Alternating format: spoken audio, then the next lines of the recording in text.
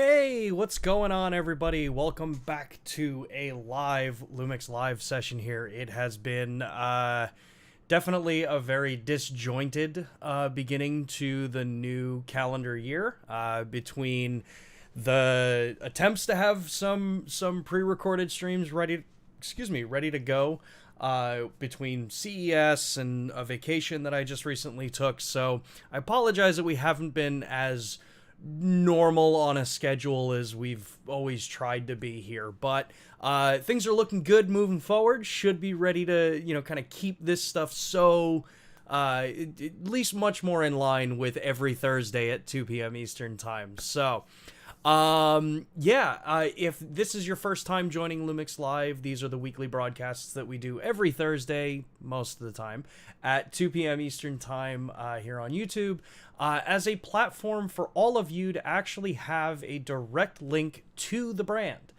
so to Panasonic Lumix.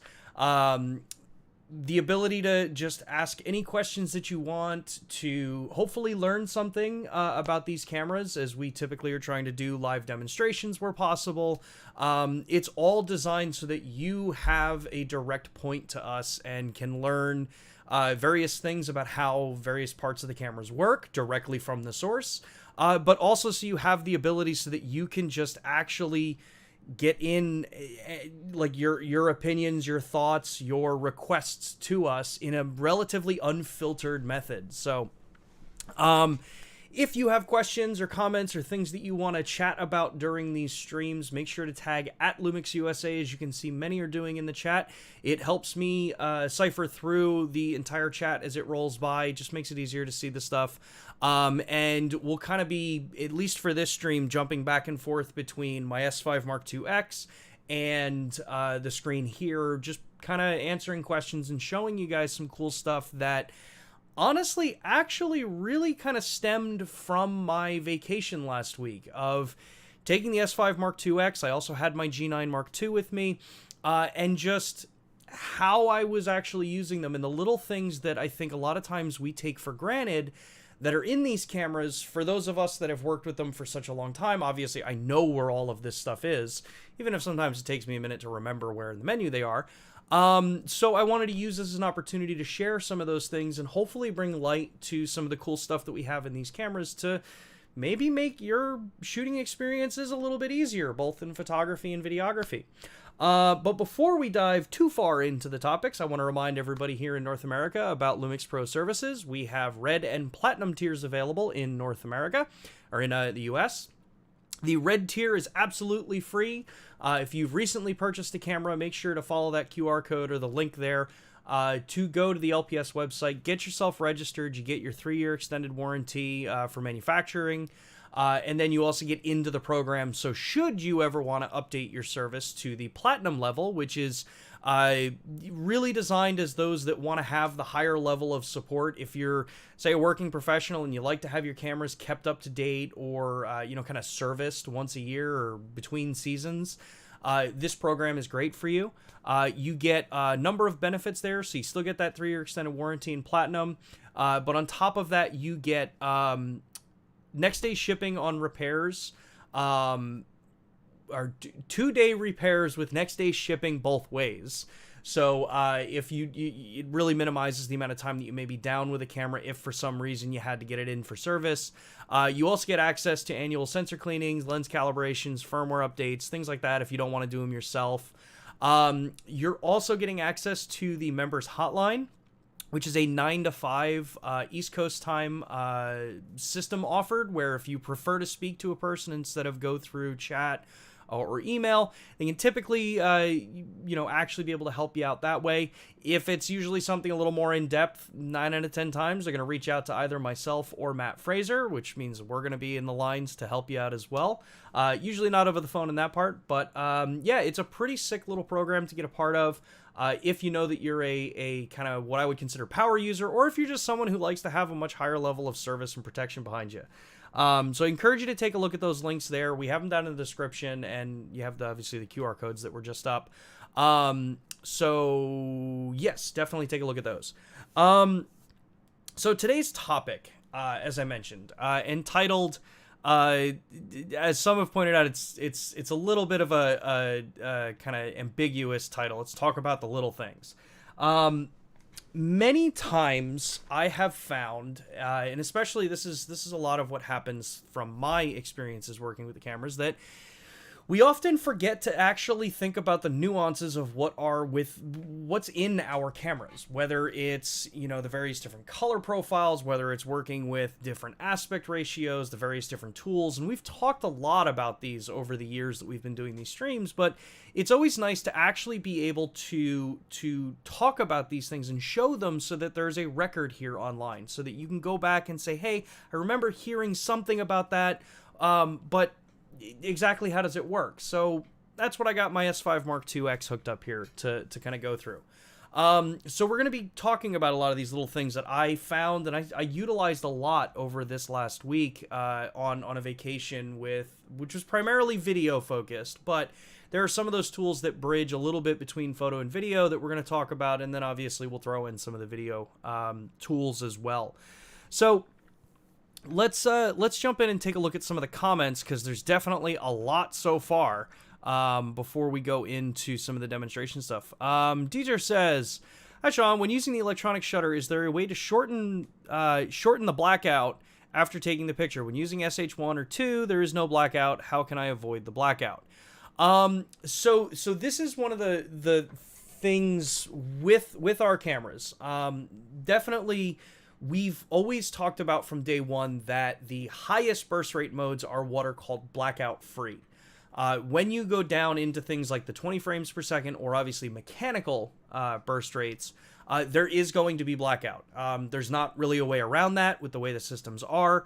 So if you need a blackout free appearance to the way the images are being captured, you do have to use those SH modes. So on the newer cameras like G9 Mark II, being able to do the 60 frames per second and actually take advantage of that, that's where you're going to find blackout. Outside of that, there's not really anything currently in the cameras that you can do to change that.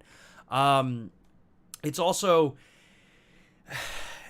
in my experience of shooting, and obviously this is going to vary a lot between every type of shooter. So if you ever come across someone who says like, well, this is how it needs to be, that's a little too aggressive of a stance on it. It is going to vary based on everyone's typical type of shooting. 60 frames per second, 75 frames per second, things like that. Those ultra high burst rates are definitely cool.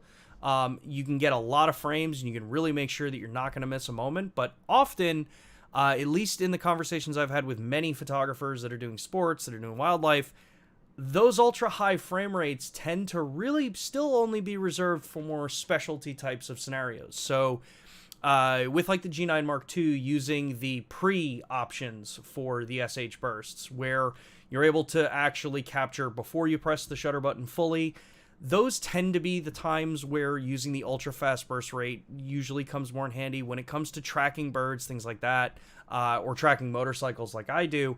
I typically find that the 20 frames per second or even the mechanical still is perfectly fine. Yes, you can get blackout, especially when you're using mechanical, but maybe this is more just because of my experiences growing through the photo industry, where this blackout-free concept is really, on the grand scale of things, a much more recent change to the way things work. Not saying it's a bad thing, not saying that we'll never have cameras that do that, but at the moment, that's just kind of how it is. So, Ian says, hi, Sean, I own the S5 Mark II, and I think it's a fantastic stills camera. So do I. But us wildlife photographers need a better animal detection. For example, when photographing a bird sitting on a perch, I get a perfect green box around the bird, but when I look at the picture on the screen, I see that the focus is sometimes behind the bird, sometimes on the stomach. Is this a limitation of the focus, or do you have some solutions for the problem? So, on the S5 Mark II and the Mark II X, and actually every camera prior to the G9 Mark II, our animal detection that we've had in the cameras is designed more for general identification of the object that you're photographing or creating video with. That means that the system, while typically is tuned to try to bias the focus towards the head of the animal, it is not an actual eye focusing system in the previous generations. And I say previous generations because the G9 Mark II did add eye animal detection into the system here. Now, as far as ways to address this on the S5 Mark II or the Mark IIX, currently, I have no information if we're able to bring or if or when we would bring the animal eye detection and stuff like that to the S5 Mark II or the Mark IIX. Unfortunately, it's just stuff that I don't have information for yet. Those systems, the way I typically have gotten around it is I shoot with a deeper depth of field than normal, but that combined with longer telephoto usually doesn't result in the way I think a lot of people would think. We'll just stop down a little bit. Longer telephoto ranges, especially if you're in wildlife, this is going to be like covering the basics that y'all pretty much know. The longer your telephoto range is that you're photographing at, the more stop down you can actually be in your aperture, because compression is helping you with the background separation and blur. So, you know, say you have a 70 to 200 2.8 and you're at 200 millimeter and you're at 2.8, realistically, you can stop that down to probably f4 and you're still going to be able to get nice separation of the background. And I understand 70 to 200 is probably a really wide aspect for that kind of concept, but you can try to stop down a little bit more. That's going to increase the depth of field that you have to try to cover more of the animal, while it's figured out whether or not animal eye detection is going to come to the S5 Mark II or the Mark IIX. If you're someone using the G9 Mark II, this really isn't that big of a deal anymore because now it actually has animal eye detection. So that is prioritizing the head and eye of the animal. And when the animal's eye or head isn't detectable, then it reverts back as long as you set it into the animal detection, or the body, which is body and eye, then it will revert back to the body so that it's still staying on the target, even if the subject moves away.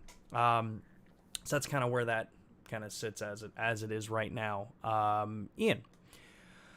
Let's see here. Will it be possible to set, Hap says, will it be possible to set a limit for one burst of shots that is different from the current default of 200, something like 50, 75, 100, or 150?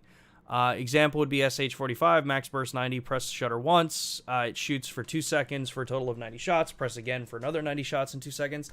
It's definitely an interesting concept. I do not think anyone internally has referenced or looked at that kind of concept before, but that's one of the cool things about this stream is that those are ideas that y'all come up with, and if there are things that can make sense, if it's technically possible to write the code to do that, it's enough for us to bring it to that team and say, hey, this is what some people are asking. It's maybe a little outside of what is normally thought of in the way burst modes should work.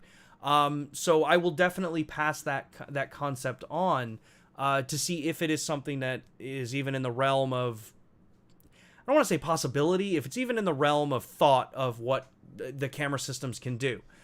Something I think to remember is that camera systems, at least the way we design them, we do design our cameras to have the ability to be improved, for the most part. Now, that does not always guarantee that you're going to see, major upgrades, over time.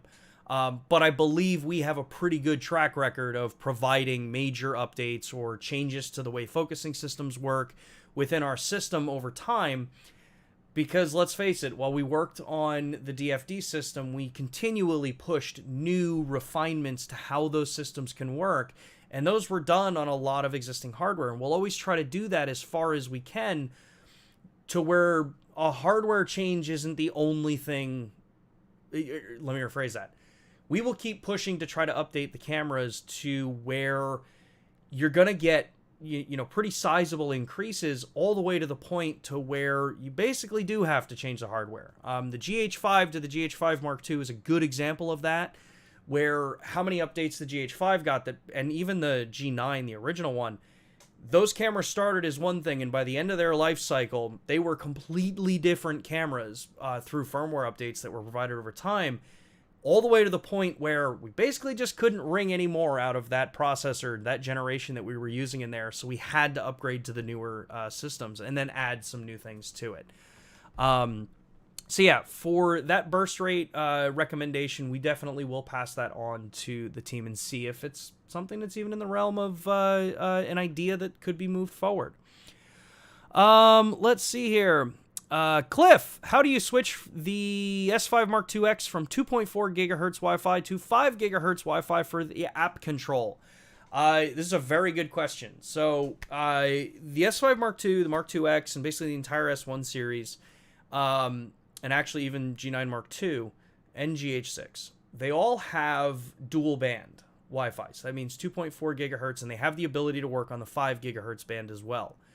The fact is that when you connect to your mobile device, it's pretty much always going to be 2.4 gigahertz. The reason for this is that 2.4 gigahertz can run longer. You can run longer distances with it. It's typically more stable because the higher the hertz rating you're using for Wi-Fi, the less ability it has to penetrate through things.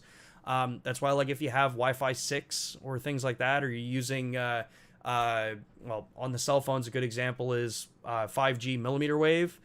Usually those systems don't work when you're inside. You have to go outside, and sometimes they're even to the point where its line of sight is needed for those things.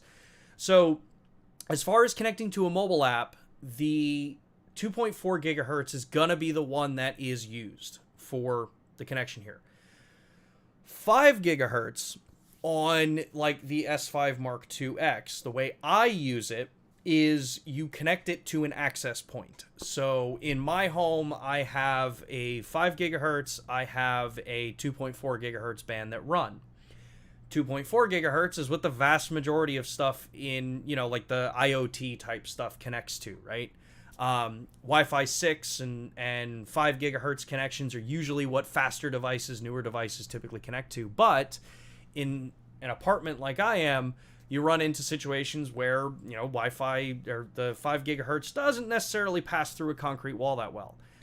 So the way you get around this is if you are connecting and telling the camera to connect to a 5 gigahertz network. In a home, so the way I have everything set up, I can have my mobile device connected to my home internet over a 5 gigahertz connection. And then I can take my camera and I can connect it to the home network. And when you look at the home network selection, you'll see an option for, like, you know, SSID name is fine. And then the next one there, you'll have brackets that say 5G. When you connect to that part of it, you are forcing the camera to connect over a 5G network through that router or that device that your internet is being run in. Then through your phone, you connect in, and then the communication's being done that way. That's a way to get the camera to force into 5 gigahertz. Outside of that, as I said, especially outdoors, 2.4 is going to be probably the preferred method to connect anyway, even if you could trick the system to run in 5 gigahertz on your phone. And some phones actually do have that capability to run in 5 gigahertz or to prioritize that connection. But the Lumix Sync app, it's going to prioritize 2.4 when it's a direct connection. 5 gigahertz is what you can do when you connect through a, you know, Wi-Fi access point for that. Brendan says, hey, Sean, can you demonstrate how to set up GPS tagging with a smartphone, please? This is a great segue to one of the first of the little things that I used while I was traveling. So to start with, we're going to actually take a look at the camera. So as I said, I have my S5 Mark IIX hooked up here, and we're taking a look through the screen. The first thing that you're going to do when you want to do the geolocating or using GPS to tag photos in the camera is, and as I'm just going to move my face cam here so it's a little bit easier to see what it is I'm going to talk about, you'll see in the top right of the screen I have a little Bluetooth icon, and then I have GPS written there. Now, this is important. The way you are going to set this up is you're going to go into the camera menu, and I chose like the worst place to put my face cam there. You're going to go into the camera menu, and you're going to scroll into the setup menu. So this is the wrench icon. Then you're going to go to the in and out options 1, and then you're going to go down to Bluetooth. So under Bluetooth, you're going to go into this top option, and then you're going to go to set if you've never done this before. Set is where you're going to go into the pairing option, and then you're going to pair it with your mobile device. Now, to pair it with your mobile device, that's where you're going to follow the on-screen instructions that the app will tell you to do.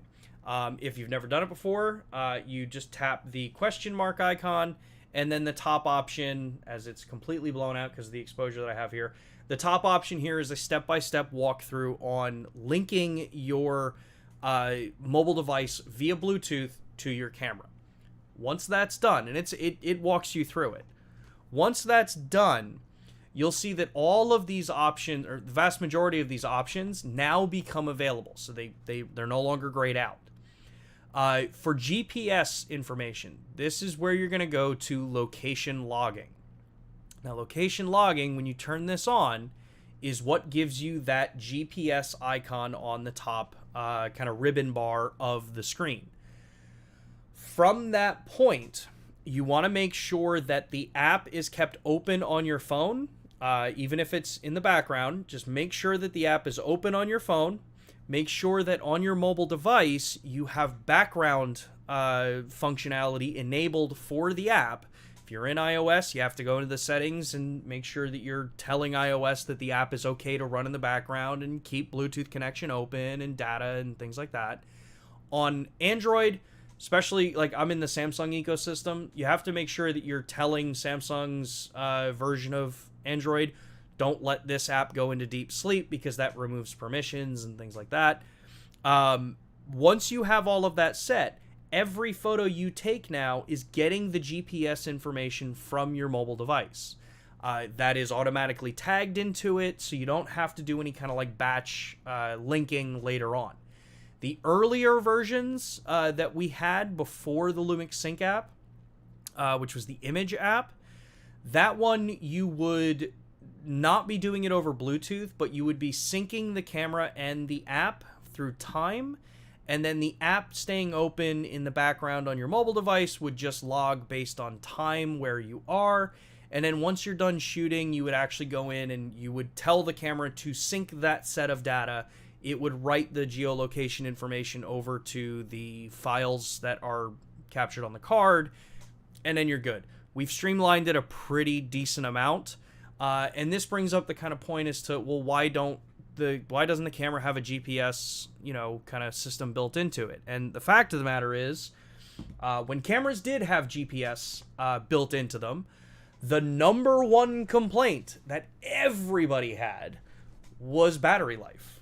GPS takes a lot of battery to be kept running even when you have the camera off, because from a user experience, you don't want to have to turn the camera on and wait 15 minutes for it to identify and link up with the satellites, that kind of thing. That was how very early options worked, and that was a very negatively received thing. So things like location logging on modern cameras that had GPS built in, or more modern cameras that had GPS built into them, meant that you were going to be sacrificing a pretty decent chunk of battery life because you had to keep that system running even when you powered the camera off. Now, with how seamlessly you can link the mobile device, and the vast majority of people have a mobile device that is capable of GPS locations, it just makes it more streamlined to have it linked that way and just constantly sending the information there. This way, you can just turn it off if you don't want it, and the Bluetooth side of the power consumption is way lower than having to run a dedicated GPS module in the camera. Let's see here. Sebastian says, is there a way to know which LUT has been applied to JPEGs on the computer? At this time, no. I have looked. I did look this one up a little bit. I cannot see any way that information is stored in metadata or in a line somewhere. I've done pretty deep digging through the metadata of the JPEG files, and there isn't really anything there about what the profile is, or what the LUT is. Some of the programs will let you know what the actual color profile was, but if you're shooting in RAW, as a good example, RAW doesn't carry that information over, at least in the way it's previewed initially. If you're using a program like Lightroom, or any of the Adobe Camera Raw products, yes, it does know which profile you were in, and as long as you have the program set to do so, it will apply the look that you've already, set in the camera. Except it won't load the LUTs on there because it needs the actual file for that look to be able to tell it what it's doing. So yeah, that's kind of how that stuff is set right now. Peter says 12 to 35, 2.8 Gen 1 at 35 and 30th of a second on G9 2. Every picture is blurry. Same lens, same settings on the G9 or the G6. Every picture is sharp, even with much longer exposure. So that is something that I have brought up to some of the team. The kind of bigger challenge here is I don't know if the Gen 1 12 to 35, actually I'm fairly certain the Gen 1 12 to 35, the hardware is vastly different than what's in the Gen 2 and then now in the Gen 3, the Leica version of that lens, for how it interacts with the stabilization unit. But I have brought it up. I don't have an update yet as far as is there a possibility of firmware update on that original Gen 1, or is it that the hardware precision may not be there on that original Gen 1. So thing to remember is the G9 Mark II has a much different way of doing stabilization, especially with a lot of the new algorithms that are used in that camera versus even the GH6. But knowing that there is a little bit of a difference there, and unfortunately I don't have a Gen 1 on hand to be able to test it myself, but I can press again to see if I can get an update for you. Let's see here. Out of curiosity, what, if any, was the technical rationale to omit an optical low-pass filter from the new Mark II versions? I assume you're meaning for the S5s and G9 Mark II, which the original G9 didn't have a low-pass filter either. And actually, the original S5 didn't have a low-pass filter either. So this is one of those things where if you look at the way 24 megapixel or resolution sensors are, the vast majority across the board are not using optical low-pass filters. I understand the video user's perspective on this, wanting an optical low-pass filter because it helps reduce moire. Even in photography, it can be very beneficial. However, as time moves on, these are things that just kind of change. The typical logic is that when you go to a much higher resolution or around 24 megapixels and higher, moire can typically be managed through software, so through processing of the image. Sometimes it can be done better than others. Some situations are more aggressive than others. That's kind of where it's always going to depend on the shooting scenario that you're in. It's not like a one-size-fits-all for everything, and optical low-pass filters are also, there's a double-edged sword to them. If you need hyper-sharp, ultra-critical work, especially like if, say, you're in macro photography, an optical low-pass filter can also dumb down the sharpness, because that's what it's supposed to do, which in a lot of cases, in the grand scheme of the way people view cameras, optical low-pass filters are not really viewed as a good thing. When you actually start looking at, I'd say, higher level amateur use cases, so anyone that's doing this as, I'd say, more than maybe just a little bit of a hobby, that's where I know a lot of people start to see, like, hey, I'm doing architecture, I'm shooting weddings, and I see more instances of moire. They also moire can become more apparent when you're using things like flash because of how sharp everything gets. But honestly, with the Mark II, S5 Mark II and the Mark IIX and the G9 Mark II, the vast majority of use cases that those cameras are used in, optical low-pass filter or not, they're going to be pretty much the same. That's not to discount. I know there are many users that are die-hard and really need an optical low-pass filter. But in our lineup, that's what the S1H is for still. So, let's see here. Hey, first-time questioner, welcome! Is there any way to map a specific focus mode to a button, like back button focus activates any given active focus mode, but for spot in addition, but one for spot in addition. Oh, okay. So currently, no, there isn't a way to set up and say like back button focus does say zone, and then shutter button does say one area. It's a very interesting idea to put forward to see if that is something that could be done. You know, the truth is a lot of these cameras are very customizable in what can and can't be done and programmed to various different buttons. I would like to think that we have some of the most customization out there. And as more and more people are actually adopting these cameras and using them, we're getting a lot more feedback like that. So I can definitely pass that one on and see if it's something that could possibly be done with the S5 Mark II, though I don't want to get your hopes up. I can never promise that things will be done one way or another, especially on this stream. What I can do is offer you the point that you're going to be able to at least do it, so, or at least try to get it to something where we can have a response one way or another.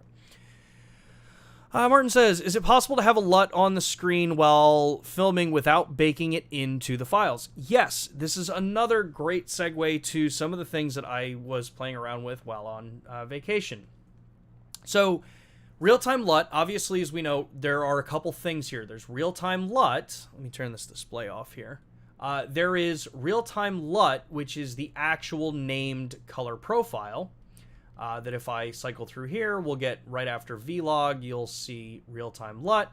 This is where I can come in and then I can change different looks applied on top of vlog.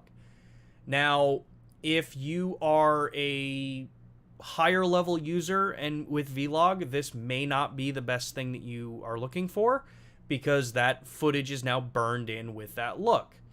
If you're a photographer, do not be using real-time LUT. Use the My Photo Styles 1, pick a base color profile, and then go down to the bottom and you'll see that you can apply a LUT on top of it. That's the way to do it. LUTs can be designed for standard, vivid, natural, all those kinds of things. You can tweak them. I have a video on that specifically on how to create looks through Photoshop that are based on the photo color profiles. So I encourage you to take a look at that. I'll try to remember to link that in the description afterwards. But if you want to be able to use things like vlog and not throw a LUT on top of it because you want the actual recording to be vlog or whatever other color profile, this is where we're going to go. I'm going to set this and turn vlog on. You're going to come into the menus and you're going to look for vlog view assist, which is going to be under the setup here. You can see how often I use it. This is called Vlog View Assist. This is under the Custom Settings menu, under the Monitor Display for Video, and then you'll see Vlog View Assist. When you go into here, you can do LUT Select. You can pick whatever LUT it is that you want to work on. So we're going to come through here and let's just do the Like 709. And then because I have this S5 Mark IIX fed over HDMI into my capture card, I can turn the HDMI side of it on, and now it is viewing that look over the preview. You also have the ability to have it view as like 709 on the on-camera monitor. So if I change this to something else, so say like I go to one of these other profiles that are in here. Now these are photo-based profiles, so they're not really the greatest for this, but I can come in here and change these and say, hey, this is closer to the way I want it to look in final production, but I don't want to have a destructive look on that while I'm actually recording because I want to retain that actual vlog footage. So this is how you would end up doing that. Make sure that, one, it only works in vlog, so just kind of keep that in mind. If you're in another color profile, it's not going to let you show the vlog view assist that way. Because it's designed for vlog. And if you're in hybrid log gamma, there is also a view assist option for hybrid log gamma as well. So, Chief says, there is no DCS5M2KP on the website to register my camera. My invoice from B&H says it's a S5M2KK though. Yes, you're going to use S5M2KK. That is the kit variant for it. The P at the end typically is just region coding, things like that it's sold in the US or sold in North America. Sometimes other people see E or some other letters like that. That's usually an indication just to tell you that where that camera was designated to be sold. It's one of the ways that you can tell if you've bought a gray market product, which means, say you have an E camera in the United States, it's a non-serviceable camera because at least in the US, because it was not intended to be sold in the United States. So, let's see here. Can you please... John says, G9 Mark II with flash in burst mode. The G9 Mark II waits for a full charge signal from the flash before allowing subsequent shots. This slows down burst. Often a flash can still fire with enough power. I mean, that's going to depend on the flash, and depend on general use cases. I can tell you from experience from before I worked for Panasonic that, typically letting the camera fire even when the flash isn't ready actually causes more annoyance than having to in certain cases, wait for the flash to actually come back to charge. Because the other thing that you run into is that while often flashes still can fire without being fully charged, that has other consequences there to it. That maybe that flash is not actually going to output the proper power output that your exposure settings are designed for. So it's going to be, in most cases, the companies are going to choose to go whichever gives the most consistent results with the way the flash fires versus just necessarily being able to fire as fast as possible. Typically, for most people, you do want to remember that the faster you want to fire a flash, the lower the power is that you have to typically set it up to, so that it can keep up with the cycle and it can keep the consistency in the exposure. Yagi says, can you please explain how to do exposure bracketing and if it's okay to get an explanation about the 4 metering options? Thanks ahead. Yes. So I did actually not a lot. I did a decent amount of focus bracketing while I was away. And part of that's because I've been playing with the 100mm macro. So if you want to do bracketing on our camera, whether you want to do exposure bracketing or focus bracketing or any of these other modes, you're going to go into the camera menu here. This is probably the fastest way to do it. You're going to go into the camera menu here. You're going to go to the photo option. And then as you scroll down, you're going to come across the option for bracketing, which is going to be here on Others for Photo, page 1. Under bracketing, you're going to see bracket type. Now, under bracket type, you're going to have things like white balance for Kelvin, white balance 1/1s. This is typically customs and things like that. Then you have focus bracketing, aperture bracketing, and exposure bracketing. When I select exposure bracketing, you'll see I have an option for more settings. Now on our cameras, I know there's going to be a lot of people that have requests on this. I've heard them. I've requested them as well. You have step options. By default, the camera is going to typically blanket to 3 exposures at 130 EV. But typically when people are bracketing, usually you want more than that. So maybe you want 1 step. Maybe you want 5 images that are all 1 step. Maybe you want 7 images that are all 1 step. Unfortunately, we don't have the option to do, like, say, 3 images at 2 steps or things like that where you're really pushing. That's just the way it's designed right now. I don't have an update as to whether or not it could change. But then you also have the sequence as to how you want those images captured.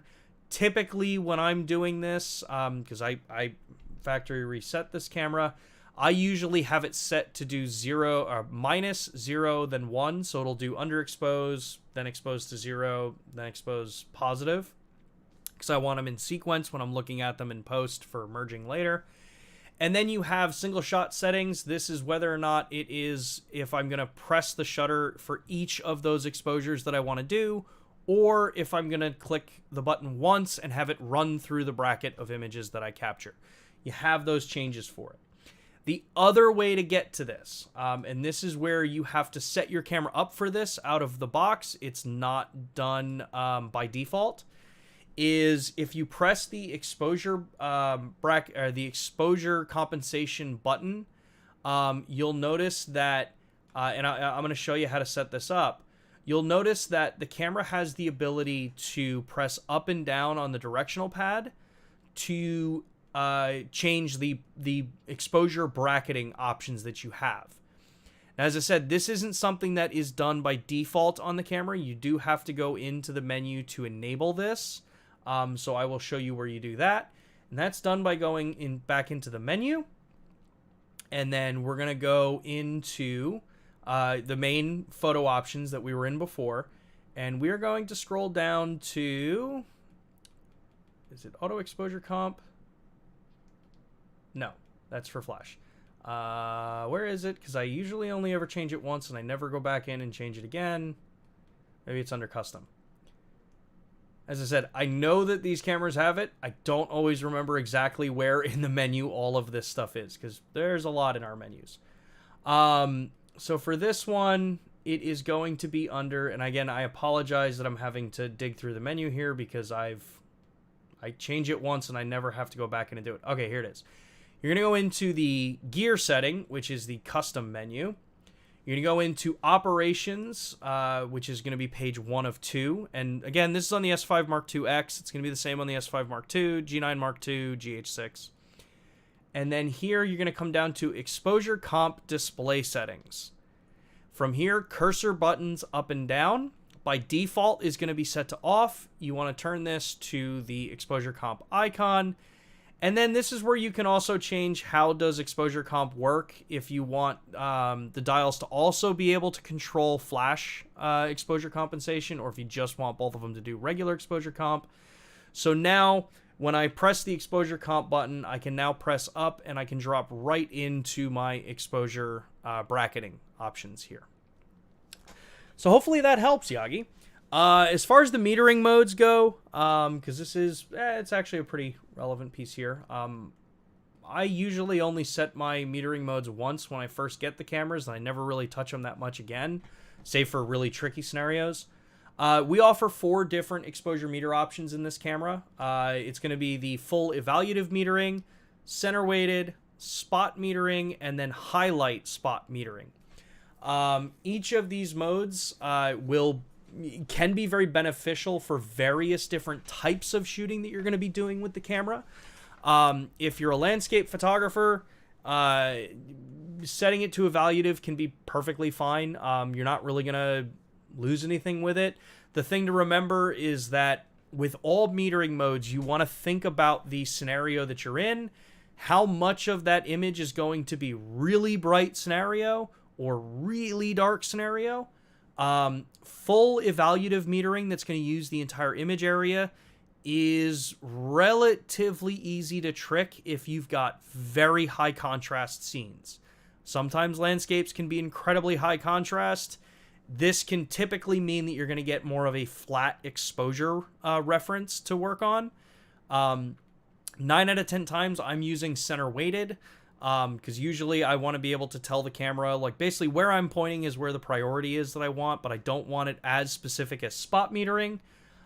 Spot metering is literally spot metering. It's gonna, whatever the blue crosshair is that's on the camera, that's what's going to be metered. That means that if I am photographing, say, a black suit, that it's going to try to make that black suit, like what all meters do, gray. That's the whole point of what a meter does. That means that my highlights are going to massively blow out. Not always great. And then on the flip side of this is highlight spot metering. Highlight spot metering is basically highlight protection metering. This is going to set the exposure so that the highlights can be set as bright as they can without clipping. Typically a scenario like this, you want to be a little more careful with, because it means that you're going to have to pull your shadows up in post a lot more. And if you're shooting at a very high ISO, that's where you're going to introduce noise. If you're shooting specifically because you only want to protect highlights, then awesome, you kind of go for it. But that's how the various different metering modes go. One other little additional thing about metering that, again, we really don't ever talk much about. If I can remember exactly where it is, again, this is one of those things that I don't really ever change much, is we have an option called exposure offset adjustments in this camera. Again, this is under the custom menu, and then this is under image quality page 1. So exposure offset allows you to come in and say, if I am always using center weighted metering, but I personally like the camera to say underexposed by a third based on what the meter says, I can come in and tell the camera underexposed by 1/3. Now it shows in sixths of a stop. So if I want it to be a third underexposed, that means obviously I gotta have it underexposed by 2/6. It's the same fraction.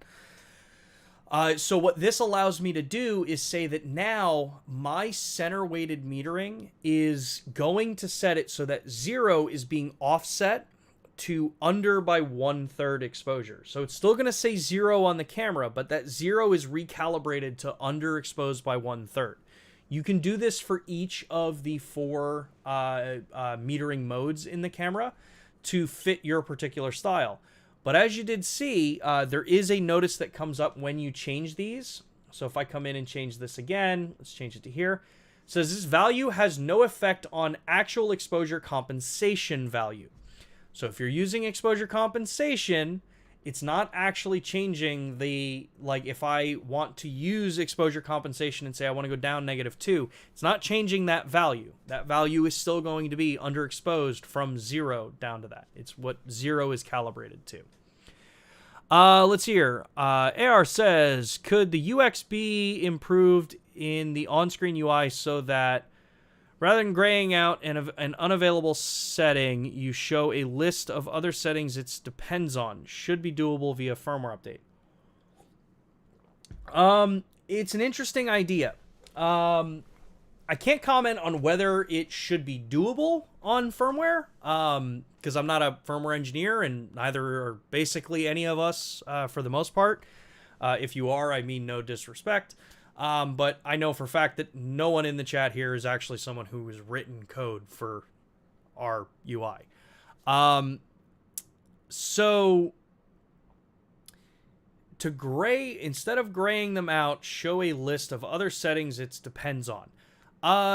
It's definitely an idea that has been proposed before, but I haven't seen it ever done in this, at least in interchangeable lens cameras like this. So it's something we can address and see, if it's doable. Alan says, will the GH6 get real-time LUT update in the next update? Even if I did know, I wouldn't be able to tell you.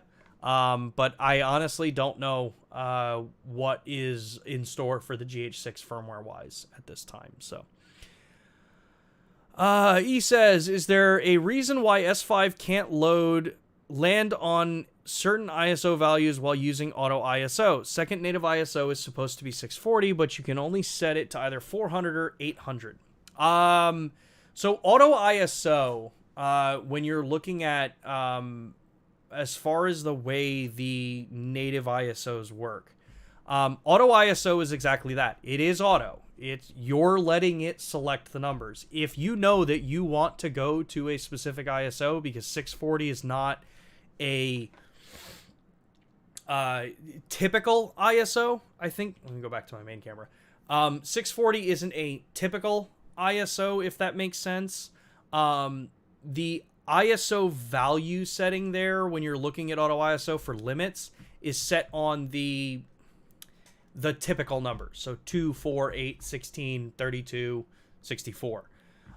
Third of a stop increments don't show up there because they're in between. A lot of times when it comes to auto, that's because in the basic understanding of auto anything, it is usually designed as a part where you're choosing that because that setting that you want to use isn't as critical as having pinned down as something else in the system. The truth is, if you set it to say 400, it's going to be using the 100 ISO base, the low range native ISO. If you set to 800, it's using the high range. The switch point is at 640. So you're still taking advantage of using the high range ISO value if you've got it set to 800. It's just where it falls in line with that. If you need precision control over what the native ISOs are, use manual ISO. It's just not really a way around it. DJ says, joining the request to rethink some of the UX UI improvements with the new cameras. Face and body detection modes got people confused to which is preferred. This is not particularly user-friendly. Also, adding regarding AF box requests, some people really want an I box and nothing else. That is a very good point, DJ. The more you guys let us know about how you would like to see the UI actually be on the camera, the more help that gets me in showing to the UI UX engineers, this is how people want the UI to look. Obviously, like I said earlier, I can't make promises, but when I can be able to point to a group of people saying, hey, this is more what people are asking for, it helps us actually be able to get your concepts across everybody. Personally, I have asked to have the eye detection UI like you see for animal eye detection in the G9 Mark II pulled to the human eyes, but I haven't really gotten anywhere with that yet. So, let's see here. Lash says, is there a specific setting that allows you to change a custom settings preset on the S5 Mark II from photo to video and vice versa? Is there a specific setting that allows you to change a custom setting preset? Not sure if I'm understanding what you want to change, Lash.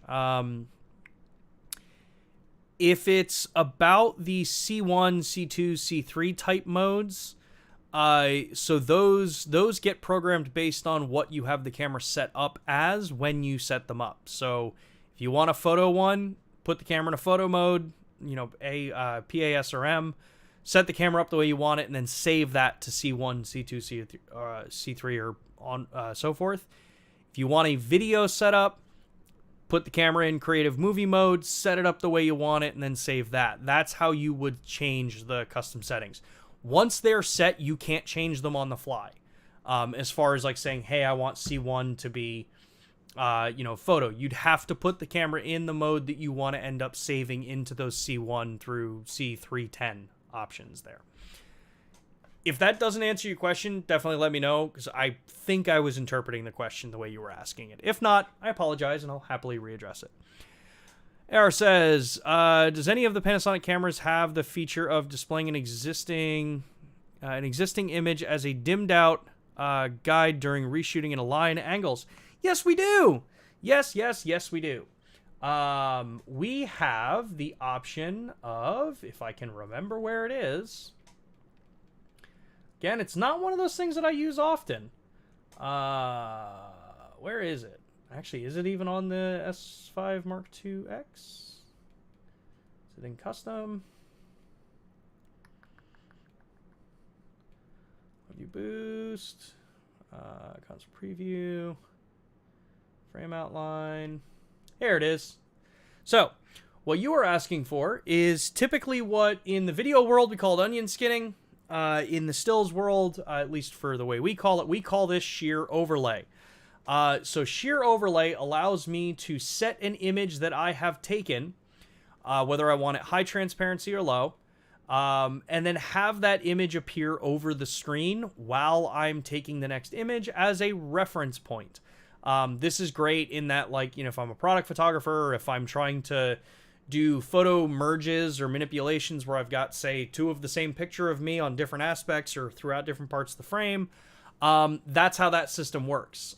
So yeah, it's called shear overlay in our cameras.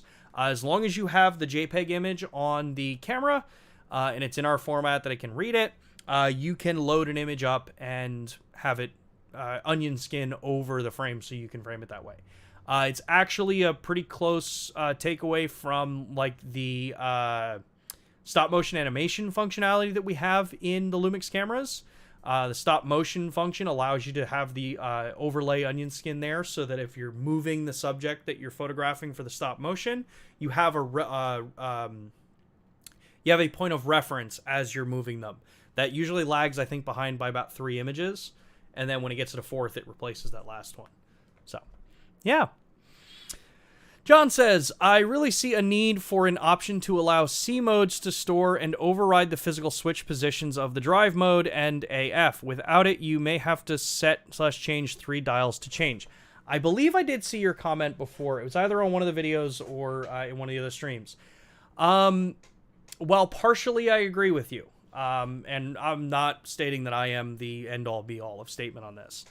While I do agree with you, what I challenge to that view is that how many more situations are going to come up because someone forgets that you set it as a specific, override to a dial, and then screw up a shot because you didn't realize that you had that set. Not saying you would do that. The vast majority of people, if things are not set, if things are set as a physical dial, usually you are not ever going to do something where you change what that is through software, because it's already a representation of a physical dial. That's why it's a physical dial to begin with. Certain situations and certain things like that kind of fall into one of those just kind of general understandings of UI and UX design that are kind of like a no-go, because history has told us that those are bad ideas. Not bad ideas, they're difficult ideas. But it is something that we can always obviously talk and bring up. It doesn't mean that it's not something that's ever going to happen, but I doubt that is something that you will ever see, from us at least. Cornel, can you ask the devs that the iOS Lumix Sync app can run in the background without losing connection, please, so I can see my photos while shooting? So everything that I have ever had conversations with when it comes to the app side, especially with iOS, is it's an iOS issue. It's the way they are working with the app. As long as you are telling iOS that the app can run in the background, it should be fine. I don't have a problem with that on my phone because I've set it up, and my Android phone doesn't have that problem either. I can constantly go back and see them. So I would just double check your settings on the iOS side of it to make sure. Because, yeah, you have to tell iOS that you want to allow that app to run in the background. Eric says, further to the GPS question, I found I lose connection to the sync app when the G9 goes to sleep or power saves, thus losing GPS. Is there a way to prevent the connection dropping on sleep?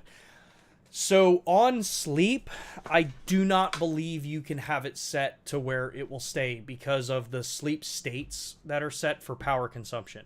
That is, it's something, again, I can bring up to the team, but usually any kind of sleep mode is set because you don't want to have power being drawn from the battery. It's a literal power save mode.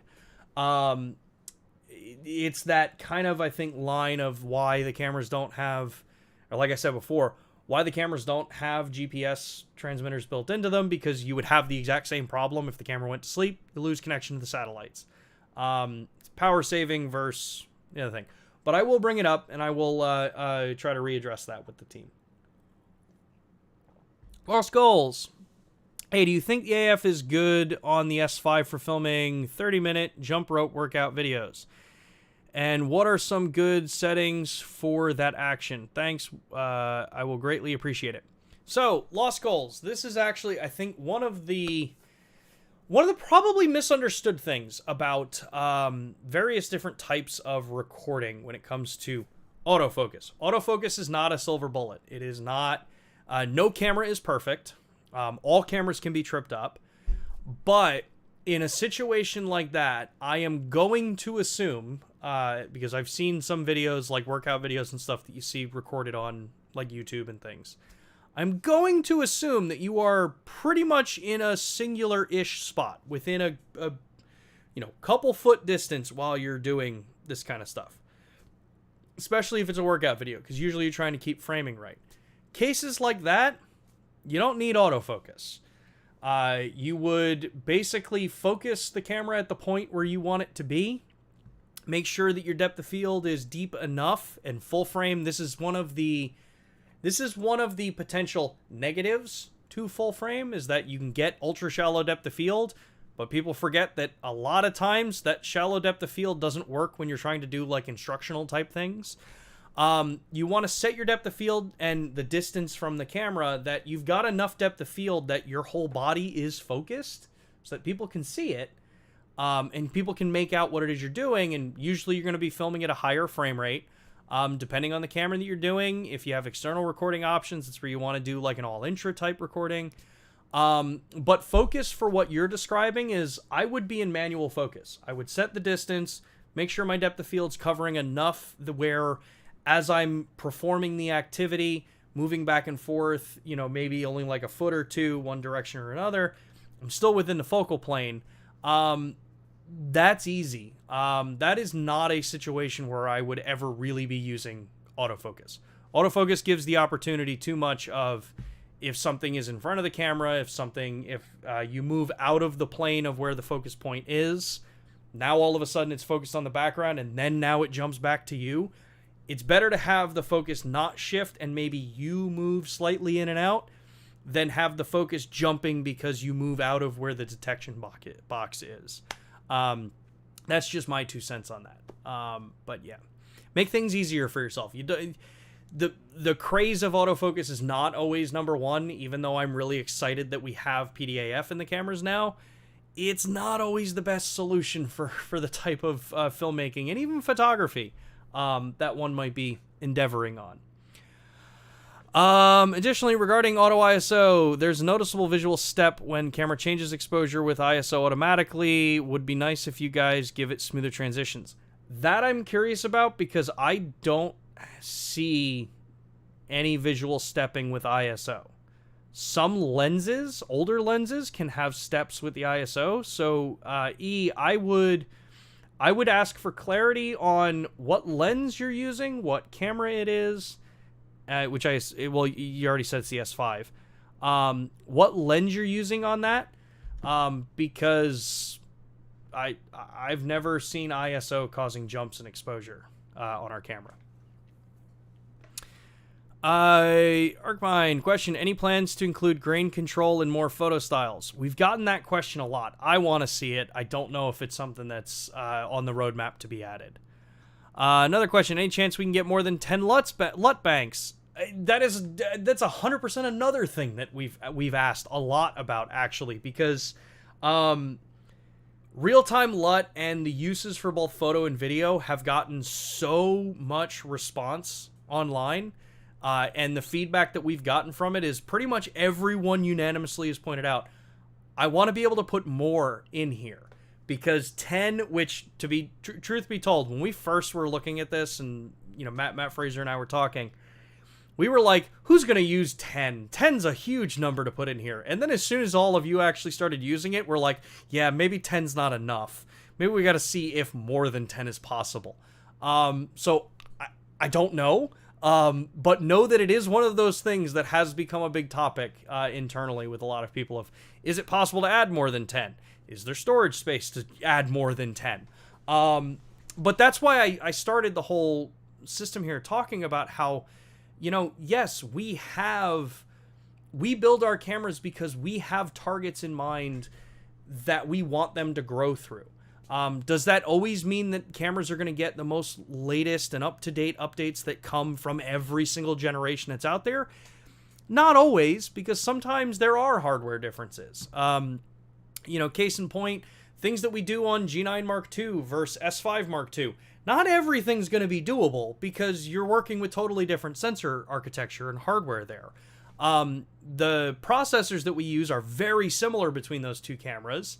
So there is hope of things like that.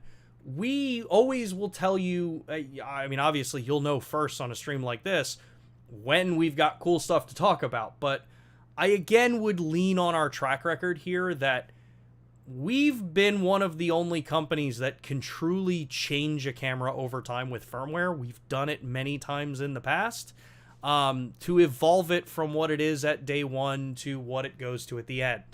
I will be very clear and state, though, that that is never a guarantee.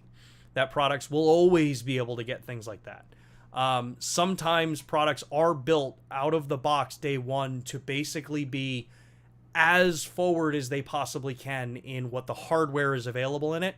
But as far as we go, yeah, we do really like to make sure that we can update and push and really support you after you've purchased the camera. Whether you're in Micro Four Thirds or you're in full frame. So, B says, can you inquire with engineers if it would be possible to implement real-time LUT in degrees? Off, 25, 50, 75 full. Like an opacity control might be cool for further customizations. We have asked them about that because this we've gotten that request a couple of times, so we'll definitely follow up on that one. On my G9 Mark II at 200p full HD HFR, so HFR is high frame rate for those that don't know. I get very bad results, not even better than 300 FPR. Am I doing something wrong or expecting too much? Interestingly enough, I get the same result on the GH6. Tobias, without actually seeing the results that you're looking at and what you consider bad results, it's hard for me to kind of comment on it. The number one thing that I see with high frame rate recording, where people tend to be maybe a little underwhelmed by high frame rate, is that when you start getting to things like 200 frames per second, 240, 480, 300 frames, when you start getting into that realm of frame rate, people typically woefully underestimate how much light you need for the image to actually be getting the right amount of information that it needs visually, the visual information. So, you know, yes, it's one thing if you're looking at it and you're changing settings and stuff like that, but if you're not working with bright enough lights for ultra high frame rate or just high frame rate recording, so, and again, my interpretation of high frame rate is 120 frames per second or higher. I don't consider 60 frames per second high frame rate anymore. You have to flood the image with so much more light. Pretty much every person I've worked with that's been having some troubles with high frame rate, more light has usually solved the problem for them. Because more light means you're keeping the ISO down, which means you're keeping less noise in the image.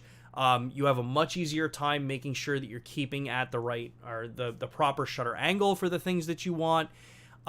If you've not worked with ultra high frame rate before, I'm not saying that you have or you haven't, Tobias, but this is just generalizations here. A lot of times people will go into high frame rate recording and just still expose it and shoot it like you would standard, 24 or 30 frames per second footage. High frame rate recording, especially if it's something that you want to slow down to have it sharp, a lot of times you actually have to shoot it more staccato than you would do for keeping the proper shutter angle for that. I think actually Slow-Mo Guys did a really good video on this a number of years ago where they were, and I do not recommend repeating anything that they were doing, where they were showing what happens with lithium batteries when they heat up. Gavin goes into an explanation as to why they have to choose like a 90-degree shutter angle because of the way that when you're slowing it down or you're speeding it back up, the way you want the frames to actually look. Those are all things that can help increase the image quality that you're looking at as you start to go up higher in frame rate. So, let's see here. Al says, small design suggestion would be locking USB connections. Sometimes you just have to look hard at a plug. Sometimes you just have to look hard at the plug to dislodge it after it's worn in. I get what you're going for with that. There are cable locks. Cages have cable locks on them. In order to have like a locking USB-C cable, you'd probably have to have one of the largest companies using USB-C cables as far as an I/O change the standard. You'd have to have the USB organization change the connection standard for that.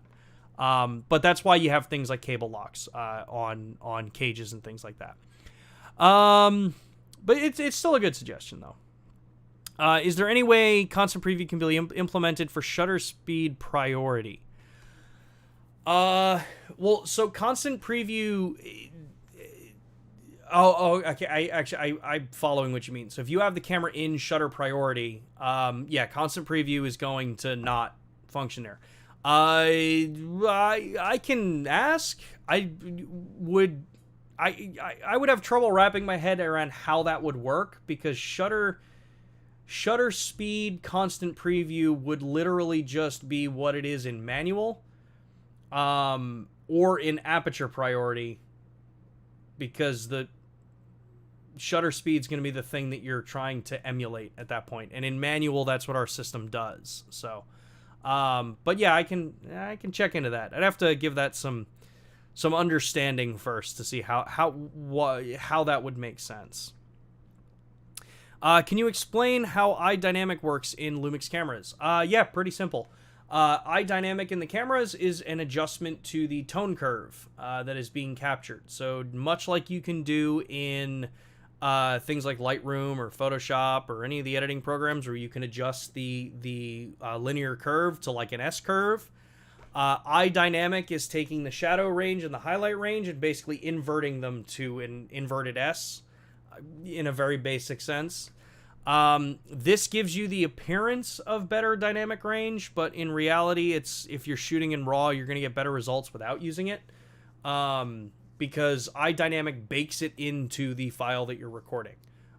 So I don't use eye dynamic. I prefer shooting where I will do all of that kind of editing either on my phone through things like Lightroom Mobile or Capture One Mobile on my iOS device, or I do that on the regular desktop apps. Yeah. Let's see here. Is there a way to have access to lens focus turn options, 180, 240, and so on, via custom button or Q menu? At this time, no. At this time, you have to go to you can only tell it to change between linear and nonlinear. Dropping into the degree options isn't available, but we have asked, is it something that could be possible? Certain times, going down into various different menu levels, sometimes you can't access things like that through a simple one-button press because of the way it's treed out. Doesn't mean it's impossible, just means that usually those are things that take a lot more effort than I think people realize to actually be able to program for a single button action. But our engineers are always listening to that kind of stuff to see, well, is there a way to do it? How hard is it to do it? Is it something that can be done within the bounds currently? And then we go from there. Let's see here. All right. We're gonna wrap up the last of these kind of questions here, because we're already quarter after. One thing I did want to talk about, because it didn't get mentioned, and actually pretty much most of the stuff that y'all are talking about is close to the stuff I already had prepared, but one of the things that I did want to talk about, because I saw this actually on some of the Reddit discussions, is about aspect ratios with the Lumix cameras.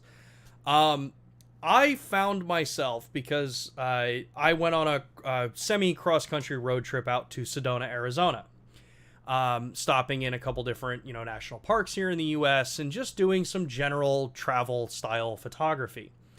A lot of us are so used to capturing in, 3x2 or 4x3. Whether you're full frame, it's 3x2, or micro four thirds, it's in 4x3. That's what gets you the maximum resolution from the sensor. But what many people don't realize is that in Lumix cameras, outside of GH5S and LX100 Mark II, our cameras don't care what aspect ratio you are capturing the initial image in. You will still always have the full resolution RAW file that you're capturing. And I know this is not necessarily unique across the board. There are some others that are doing this, but I found that through my trip, driving through national forests, driving through national parks, taking, some landscapes that I'm incredibly proud of, I found that being able to visualize your images in various different aspect ratios can be a huge benefit. And two of those aspect ratios are actually very unique to what we offer in these cameras. So we have, the typical, there's the 4x3, which is the micro four thirds aspect ratio. It's the old 4:3 television aspect ratio.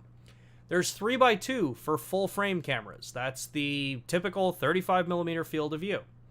Then there's obviously 16:9, television, modern televisions, we all know that, 1:1, which, if you're new to this, you may think that that's the Instagram aspect ratio, and that's really what it has evolved to.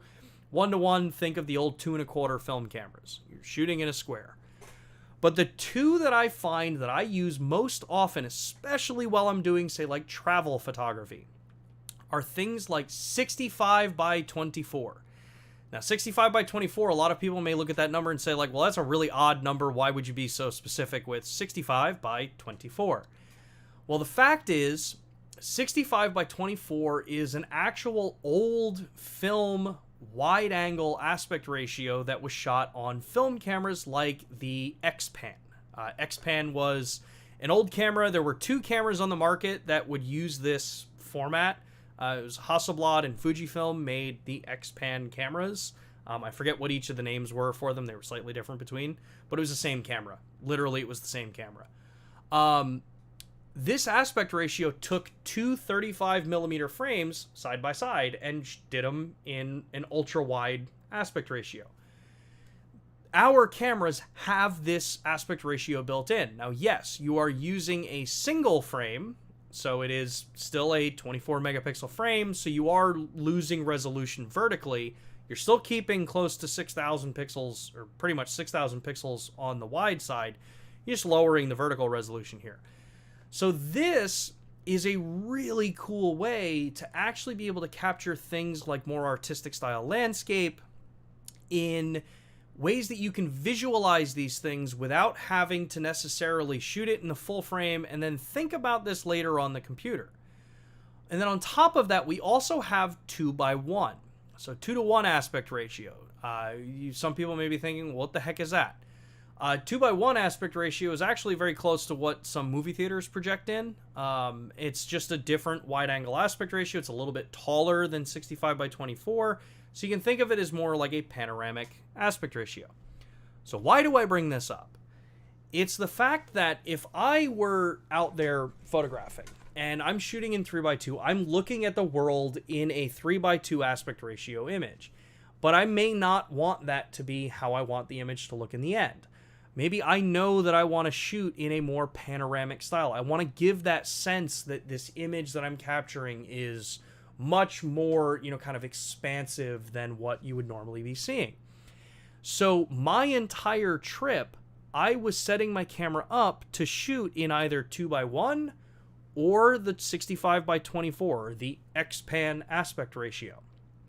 And what's cool about this is that I was able to take these images into Lightroom right from the camera, from RAW.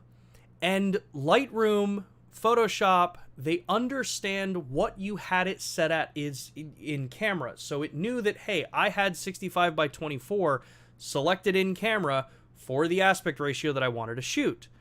So now I can actually start editing, work on this image the way I want it in the aspect ratio that I had. But then later, if I say, hey, maybe I want to change this to 2:1, or maybe I want to see what it was like in the full 3:2 aspect ratio, I can just click right into the crop settings, and you'll see that if I undo that, I have the full 3:2 aspect ratio. So I was framing this original image. I was framing this image knowing that I couldn't get to a position where the shrubs down here were going to be out of the way. I knew that I wanted to frame this in that 65 by 24 aspect ratio, which I have to manually do here.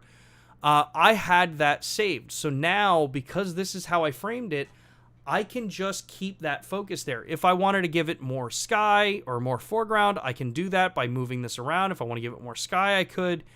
It's that whole point that you have the ability to shoot and view the way that you want the image to come out in the end, but you're not losing the flexibility in post for that image. Same if I was doing square formats. If I'm doing square and I have the camera set up as square, I'm going to see it in square. But that actual file is going to remain the full 3:2 ratio, so I can readjust this. If maybe I framed it a little too off, if I wanted it to be a little more symmetrical, I have that ability to pick this in and then come back and say, all right, cool, I'm set, ready to go. And then we've always talked about this before. Color profiles are always stored with the raw files. So if I don't like how the black and white was, if I want to come in and say I want to make this look like one of those old Fujifilm or Kodak looks that I really love to work with, I can come in and change the way the processing looks to get very different looks here. But personally, I was in a black and white mood for this, so I shot everything in black and white. So I encourage you to play around with things like aspect ratios. It's one of those pieces that the vast majority of people have not necessarily played around with, or maybe just didn't even know existed in these cameras. It makes things so much easier to get out there and just challenge the way that you normally photograph. And this was also, people always go on about, you need an ultra lightweight small camera to travel with. While I agree with you to some extent, traveling even with the S5 Mark II X that I travel with, that's my go-to travel camera. So is the G9 Mark II. I travel with both of these cameras, but I limit the lenses I take with me. Just because a camera is a little bit bigger does not mean that it is a bad travel camera or it is not something that you'd be willing to travel with. Truth is, especially if you're on a road trip, the camera's not in your hand 90% of the time. You're probably going to have it on a strap when you're actually walking around, and at that point, the weight of these cameras is pretty inconsequential on the grand scheme of things. So yeah, I encourage you to play around with some of the things that we talked about today, especially with the aspect ratios. That 65 by 24, it is such a fun aspect ratio to shoot in, because it really does challenge you to think, how is this going to look? But know that the way we've built the system, you've got that kind of safety net. If it ends up not really being the way you wanted it to look, you still have the full-blown raw image there. If you're happy with it, the JPEGs transfer right to your mobile device in that aspect ratio that you shot it in. And even when you transfer the raw files to things like Lightroom Mobile, they still carry that ability to change it later and go to the full aspect ratio. All right, cool. It is pretty much 2:30 here, Central Time. So I do have to wrap the stream up today. I know I didn't get to everybody's questions. Don't worry. The replay for the chat is on, so I will be able to go back through these. We will be back live again next Thursday at 2 p.m. Eastern Time here on YouTube. So I encourage you to give us a like, follow, subscribe to the channel if you haven't already. As I said, these are weekly streams that we're going to be much better at being on schedule for the foreseeable future here. Other than that, thank you all so much for the awesome conversation. Thank you so much for such a strong return back to the live streams after kind of a rocky schedule for the last couple of weeks. I am so appreciative of everyone that jumps in the chat here and has conversations. I hope everyone has an awesome weekend, awesome rest of your day. Get out there, create some cool stuff. If you found this information beneficial or useful, and you think there are other people that may find it beneficial as well, let them know about the stream. It's how we grow this community. Other than that, I will see you all next Thursday, 2 p.m. Eastern Time. Thanks again. Later.